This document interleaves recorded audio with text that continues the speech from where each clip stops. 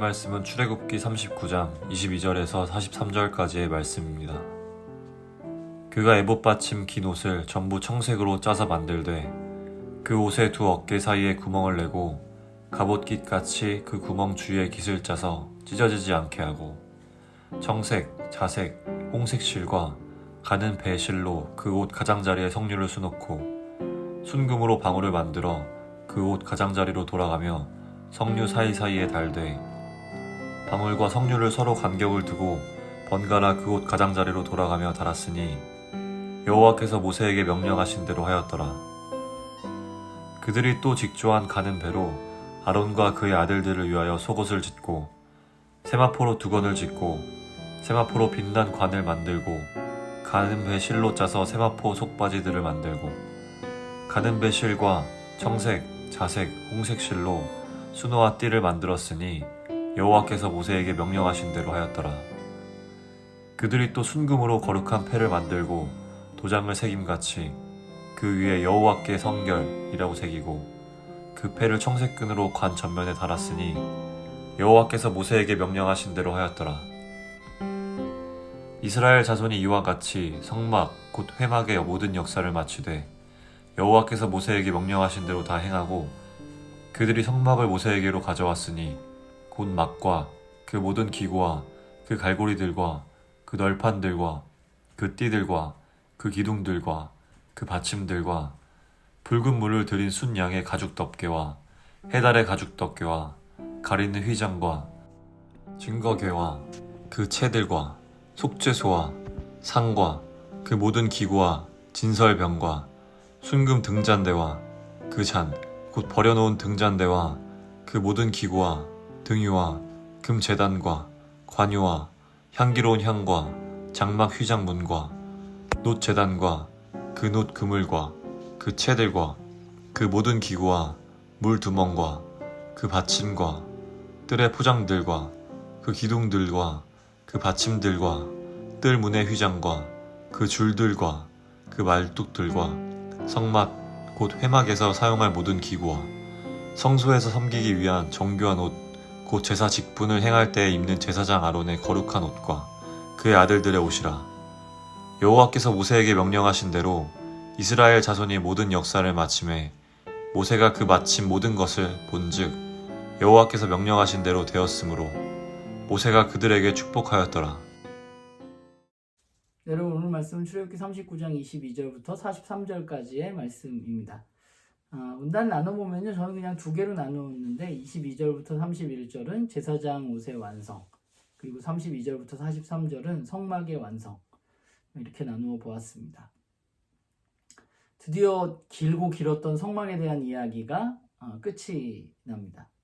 사실 성막에 대한 하나님의 말씀과 성막의 제작 과정은 거의 출애굽기 전체에 있어서 절반 정도의 분량을 차지하고 있습니다.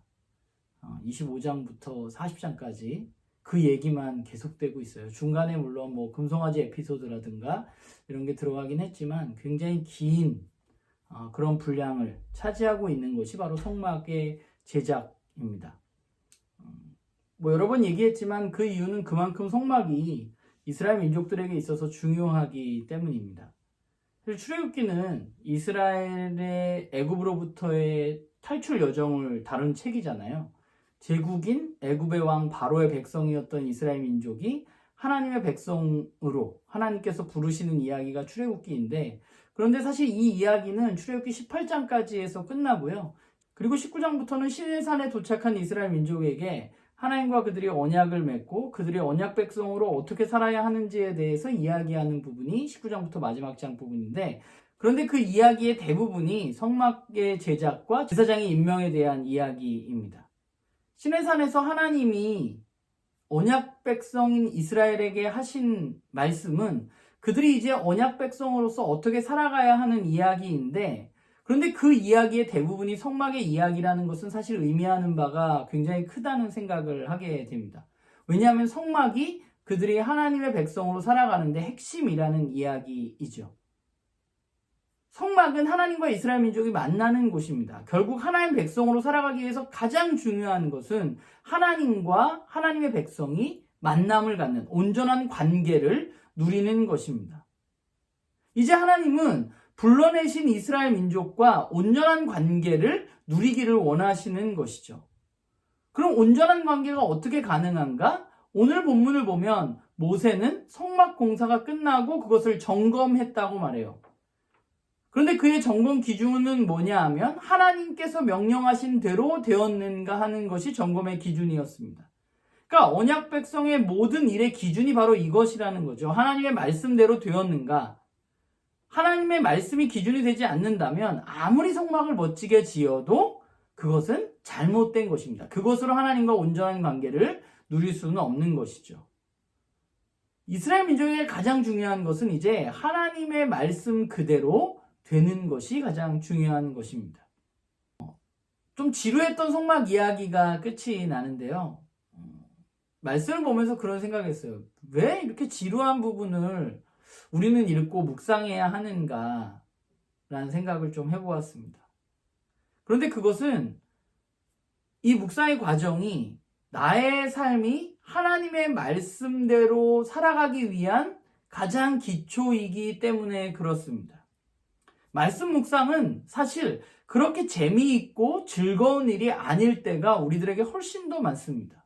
우리가 말씀을 읽다가 무언가 큰 깨달음을 얻거나 기쁘고 막 눈물이 펑펑 흘리는 날, 그런 흥분되는 날도 있기는 하지만 그건 아주 가끔이고 대부분 지루한 작업의 연속일 때가 더 많죠.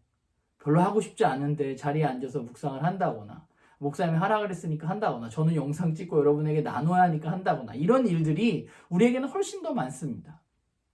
그런데 그것이 지루하고 힘들더라도 우리는 그것을 해야만 합니다. 왜냐하면 하나님의 백성으로 살아가기 위해서 가장 중요한 것이 하나님의 말씀의 기준으로 살아가는 것이기 때문이고 그 말씀의 기준으로 살아갈 때 우리는 하나님과 온전한 관계를 누릴 수 있기 때문입니다. 이스라엘 민족들에게 성막을 만드는 일은 매일매일 즐겁고 흥미로웠겠는가 생각해보면 분명히 그렇지 않았을 거예요. 그러나 그들은 지루한 작업을 매일매일 했습니다. 그들은 하나님의 말씀을 기준으로 이 일을 마치기 위해서 애썼습니다. 이제 그들의 성막 준공으로 인해서 그들에게 나타난 변화는 뭐냐면 그 전에는 하나님이 어디서 말씀을 하세요? 시내산에서 이야기를 하십니다. 모세를 불러서 모세에게 말씀하셨지만 성막이 완성된 이후에 이제 어떻게 되냐? 하나님은 이스라엘의 중심, 그 성막의 자리로 내려오시게 되는 거죠. 하나님이 시내산에서 이스라엘 삶의 중심으로 내려오시기 때문에 성막이 중요한 것입니다. 그들 가운데 이제 하나님은 말씀하십니다.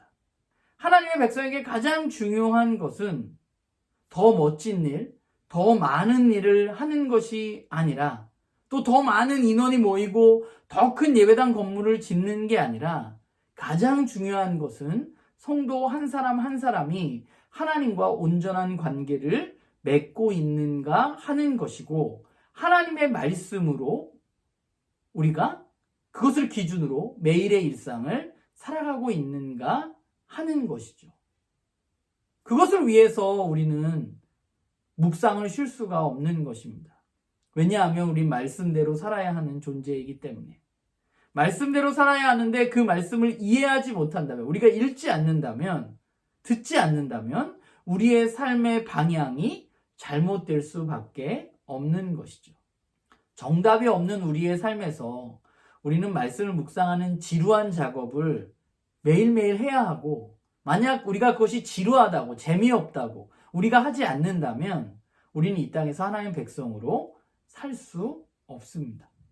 저도 요즘에 좀 약간 이런저런 핑계를 대고 백신 맞아서 피곤하고 지금도 제가 감기 걸려가지고 좀 해롱해롱거리고 있는데 뭐 여러 가지 핑계로 큐티하는 걸 좀 뒤로 미루고 영상 이제 오후에 찍으니까 좀 뒤로 미뤄야 되겠다 생각했는데 오늘 아침에 정신 차리고 앉아가지고 하나님 말씀 앞에 아침에 큐티를 했는데 오늘도 그렇게 쉽진 않았습니다. 오늘도 여전히 지루해요. 그런데 그 지루함의 작업이 우리들에게 계속돼야 한다는 것. 이게 너무 재밌으면 우리들에게 훈련이 필요 없겠죠. 그런데 너무 재밌지 않기 때문에 우리에게 훈련이라는 것이 필요한 것입니다. 저도 그렇고 나는교회 식구들도 그렇고 제가 정말 많이 강조하잖아요. 우리 묵상하고 말씀을 읽자.